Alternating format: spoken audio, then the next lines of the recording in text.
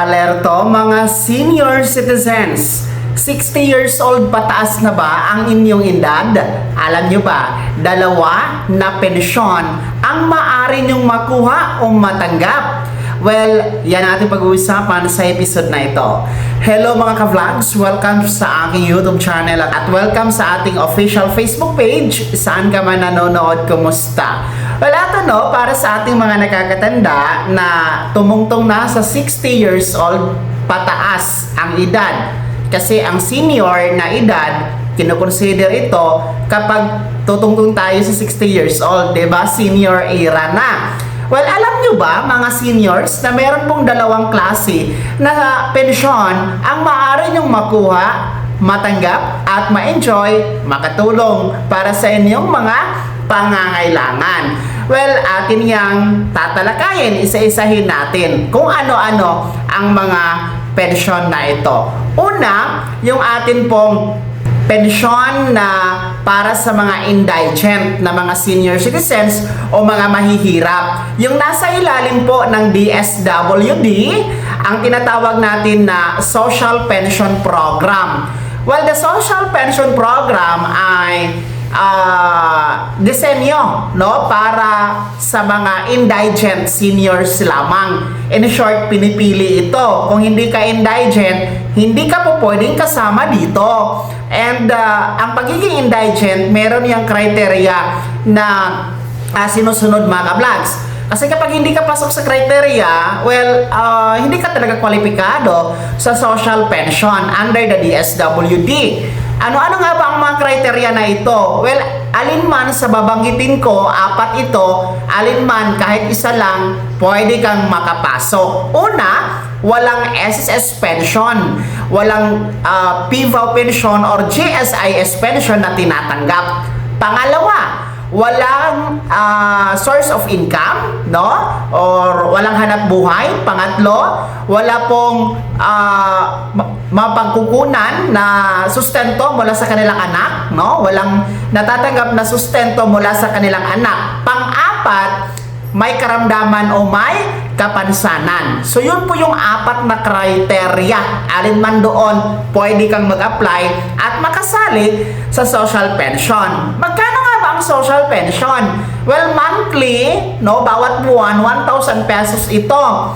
And ang payout nito ay ginaganap tuwing ikatatlong buwan. So quarterly ang payout dito, kung saan 3,000 piso ang inyo pong matatanggap per quarter. So since every year ay meron tayong apat na quarter, so that is 12,000 pesos in total sa buong taon na makukuha sa social pension. Kaya sa mga nakasama dito, dahil pinipili nga ito, kaya tinatayang nasa mahigit 4 na milyon lang ang benepisyaryo dito. At sa mga gustong mag-apply, at pakiramdam nyo naman, indigent kayo, totoo talaga na mahihirap kayo, well, mag-apply kayo sa OSCA na nasa LGU ninyo, para ma-evaluate kayo at mapasama sa listahan ng susunod na magiging payout master list, mga lolo at lola. Una po yan, social pension,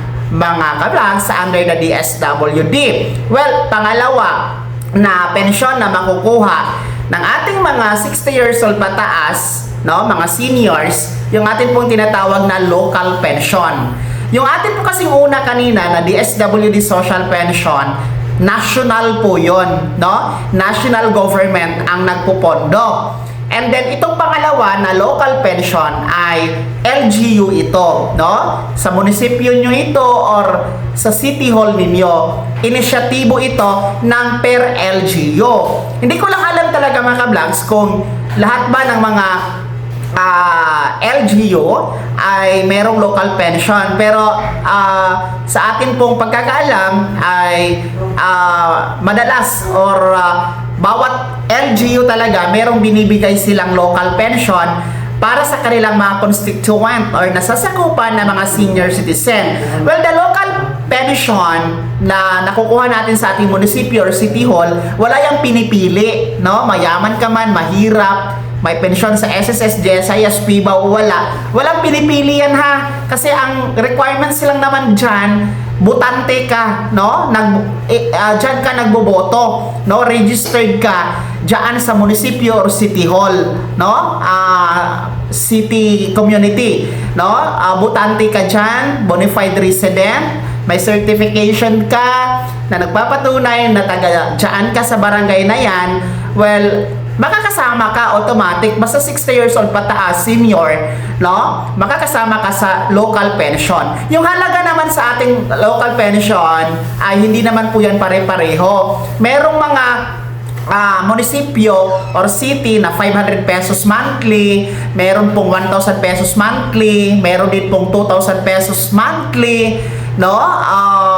Iba-iba kasi yung era or pananalapi ng per LGU. Kaya iba-iba din po ang halaga. Hindi naman kasi ito batas, inisyatibo ito ng mga per LGU para sa kanilang mga seniors na mga nasasakupan. So yan po ha, ang dalawa na pensyon na makukuha ng mga nakakatanda, no? Benepisyo po ito para sa inyo. Pwede po doble na makukuha yung dalawa na yan ha. Kung pasok ka naman sa social pension tapos may local pension ka pa, well, mas maganda kahit papano makatulong po sa inyong mga pangangailangan, pambili ng pagkain, gamot, vitamina, pampacheck up at iba pa ha, mga senior citizens. Kaya naman mga ka-vlogs, mga seniors, sino sa inyo dito yung merong social pension at meron din pong local pension? At sino sa inyo dito ang wala talagang pension sa dalawa na yan?